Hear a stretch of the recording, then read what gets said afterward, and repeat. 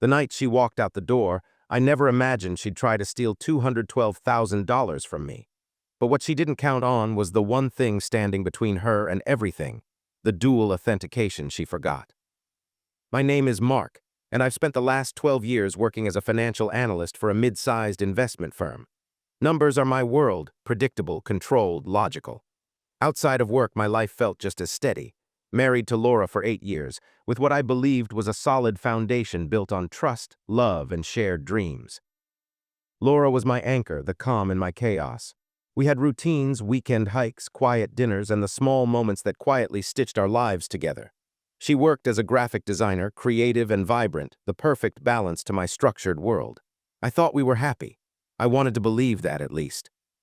But lately there was something I couldn't quite put my finger on. It was subtle at first, a longer silence on the phone, a distracted glance when I asked about her day, a tension I'd dismiss as stress. I told myself these things happened in every marriage, that it was normal. But deep down, I felt a knot growing tighter in my chest. Something was off, though I didn't want to admit it. On that night, just an ordinary Tuesday, everything felt as normal as ever. Laura kissed me goodbye as she left for a late meeting, and I stayed home, working on a report. The house was quiet, just the hum of the heater and the soft ticking of the clock. I should have been grateful for the peace, but instead I felt uneasy, like a storm was gathering on the horizon. I checked my phone again, almost hoping for a message from her, but there was nothing. The unease settled heavier, a whisper of doubt I tried to silence. We had bills to pay, plans for a vacation, life to live. Yet, as I sat there in the dim light, a small voice inside me wondered, how well do I really know the person I married? That night, I was about to find out in the most painful way imaginable. I never saw it coming. One moment Laura was here, the woman I trusted with my life, and the next she was gone. The front door slammed shut with a finality I couldn't ignore. I was still sitting at the kitchen table, the report forgotten on my laptop, when the silence swallowed the house whole. My heart raced, confusion twisting in my chest. I called her name, my voice barely more than a whisper. No answer. I grabbed my phone, hoping for a message, anything, but there was nothing, not a word. It felt like she'd vanished into thin air. I paced the rooms, every second stretching longer, the knot inside tightening. The night that was supposed to be quiet and ordinary had shattered into pieces I couldn't catch. I didn't understand. Why would she leave without saying a word? No note, no explanation, just an empty space where she'd been. I tried calling her again and again, desperation creeping in. I checked the bedroom, the living room, everything was untouched. Like she'd planned to come back any minute, but deep down I feared she wouldn't. Hours later, my phone buzzed. It wasn't from Laura, it was a notification from my bank. A large withdrawal attempt. My heart stopped. $212,000. My hands shook as I opened the app. The money hadn't left yet, thank God for the dual authentication security I'd set up months ago. It was enough to block the transfer, but the damage was done. The woman I loved had tried to take almost $250,000 and left me without a word. I stared at the screen, numb and betrayed. Was this a mistake, a cry for help, or something darker?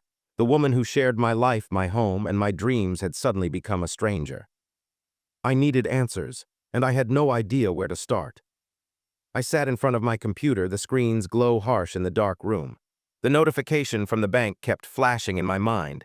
$212,000, attempted withdrawal blocked by dual authentication. I couldn't believe it. Laura, my wife, the person I trusted with everything, had tried to steal from me. Anger hit me like a punch to the gut. How could she do this? I went over every memory, every moment we'd shared, laughter, plans, promises. Was it all a lie? Had I been blind this whole time? My mind raced, struggling to connect the dots. The woman I loved was now a stranger who had almost taken away everything I'd worked for. I thought about the dual authentication, the very security I had painstakingly set up to protect our finances. Ironically, it was the one thing she forgot, the one line she couldn't cross. That detail gnawed at me.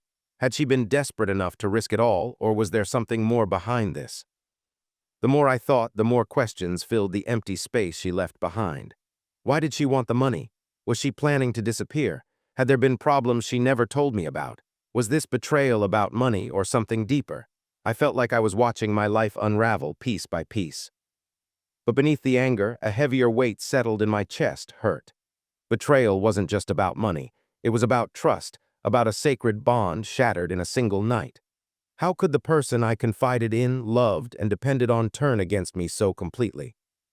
That night I lay awake, turning over memories and doubts. I realized this wasn't just about the money. This was about us, about everything I thought our marriage was. The silence between us had grown louder than I'd ever noticed, and now it screamed in my ears. Despite the storm of emotions, a small part of me still hoped there was an explanation, a reason I didn't yet understand. I knew one thing for sure. I had to find out what pushed Laura to this breaking point, because without answers I was lost. The morning after Laura left, I felt like I was walking through fog. I couldn't focus on work or calls. Instead, I spent hours scrolling through our messages, emails, anything that might give me a clue. But nothing jumped out, no warning signs, no hidden clues, just the illusion of a normal life. I reached out to some of her friends, trying to piece together what had been going on. At first, they were hesitant, unsure if I should know. Then, one by one, small things started to surface. A missed meeting here, a late night there, whispered conversations I wasn't part of. Nothing concrete, but enough to feel like cracks in a wall I thought was solid. I realized I hadn't been paying attention. Maybe I was too caught up in work, or maybe she was just very good at hiding things. But the more I uncovered, the heavier the weight on my chest grew. Was our marriage just a well-practiced performance? Had I been so blind to the warning signs? I even found receipts for places she never mentioned, a hotel, a diner far from our usual haunts. My heart sank. If she was trying to take that much money, was she planning to disappear, or was she running from something I couldn't see? I confronted my own failings, too. Had I been emotionally distant? Had I let work and routine build walls between us? The questions twisted inside me, and I hated how powerless I felt. That night I stared at the empty side of the bed. The silence was suffocating. I wanted to scream, to demand answers. But Laura was gone, and all I had were questions and a sense of betrayal that cut deeper than any wound. Still, somewhere beneath the pain, I knew I had to keep digging. Because understanding why she did this was the only way to heal. And maybe, just maybe, find a way forward, even if it wasn't together. The moment I finally heard Laura's voice again was like nothing I expected. It wasn't a call or a text. It was a message left on my voicemail. Her voice was shaky, tired, almost broken. She didn't explain much, just a few words about fear, mistakes, and needing time. But hearing her after all this silence hit me harder than I thought possible. I sat alone in that quiet room, replaying her message over and over, trying to piece together what she was really saying. She wasn't just a thief or a betrayer. She was someone I once loved, someone who was scared, desperate even. That scared, desperate person was the one who had tried to take that money. It was confusing. My anger battled with a deep sadness. How could she do this to me and yet still sound like the woman I knew? I hated what she'd done, but I hated the silence more. I hated how much I missed her voice, her presence, even while feeling broken by her actions. I remembered the quiet evenings we spent talking about the future, the laughter we shared over small things, the plans we made. Was any of it real? Or had I been living a dream that was about to shatter? I thought about what she said about fear and mistakes. Was she running from something I never saw, something she couldn't tell me? I realized that beneath all the betrayal was a person, flawed and fragile just like me. The conflict inside me was unbearable. Part of me wanted to scream, to shut the door on everything and never look back. Another part wanted to understand, to forgive, maybe even to hold on to the love that still lingered.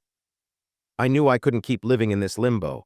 I had to confront her, not just to find answers, but to face the truth about us. Because only by facing that truth could I hope to heal, whatever the outcome. After hearing Laura's voicemail, I thought maybe I could hold it together. But days turned into nights filled with silence, and my mind spun out of control. The weight of what happened crushed me like a wave crashing over and over. I felt lost, like I was sinking in a sea of betrayal and confusion with no shore in sight. I stopped answering calls, stopped returning messages. Work became unbearable, and even the simplest tasks felt overwhelming. The house, once filled with memories and laughter, now felt like a cage. Every corner reminded me of her absence, her coffee cup on the counter, the books she left scattered on the nightstand, the cold side of the bed that no longer welcomed me. Sleep was impossible. I'd lie awake, replaying the night she left, the stolen money, the voicemail. I felt the sting of loneliness deep in my bones. It was more than just losing Laura, it was losing the future I thought we had built together. I questioned everything, my judgment, my love, myself. How had I missed the signs? Was this my fault? Was I not enough? Those questions haunted me endlessly. At my lowest, I felt numb, disconnected from the world and from myself. The man I once was confident in control was gone. In his place was someone broken, drowning in grief and regret. But even in that darkness, a small voice whispered. It told me that I couldn't stay here forever, that I needed to find a way out, to gather the pieces of my shattered life and start again. I didn't know how yet, but I knew one thing for sure. I had to survive this. For myself, for the man I was still becoming. The days after the collapse were the hardest I've ever faced. But somewhere in the depths of that despair, I found a flicker of something I hadn't felt in weeks: determination. I realized that if I wanted to survive this, if I wanted to be more than the man broken by betrayal, I had to start rebuilding. It wasn't easy. Some mornings I woke up feeling like I was carrying the weight of the world. But I forced myself to get up, to go outside, even if it was just a short walk around the block. I started journaling, writing down the chaos in my head, hoping that putting it into words might untangle the mess inside. Slowly, I began to see that healing wasn't about forgetting or pretending it didn't hurt. It was about accepting the pain and making space for something new to grow. I reminded myself that I was still here, still breathing, still able to choose how to move forward. I reached out to a few close friends, people I'd drifted from during the marriage's quieter years. Their support was a lifeline. They listened without judgment, held me up when I faltered, and reminded me that I wasn't alone. Financially, I started taking control too. I changed passwords, set new limits, and made plans to protect what was left. It wasn't just about money. It was about reclaiming control over my life and trusting myself again. And maybe most importantly, I began to forgive myself for the cracks I hadn't seen, the moments I might have missed. This wasn't just Laura's story. It was mine too, flawed, painful, but still mine.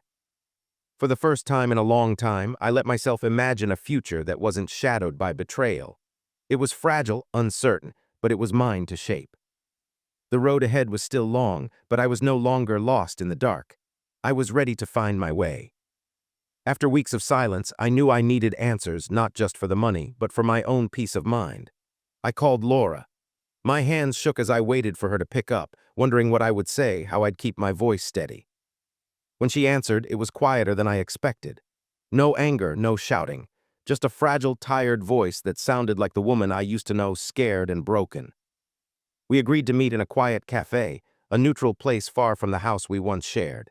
Sitting across from her, I studied the lines of worry and regret etched into her face. The woman who tried to steal $212,000 now seemed so small, so human. I asked the questions I'd held inside for so long.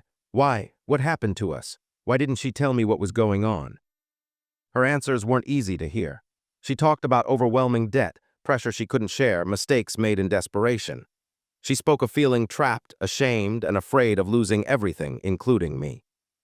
Hearing her pain didn't erase what she'd done, but it helped me understand. She wasn't just a thief. She was someone drowning, someone who had made terrible choices out of fear.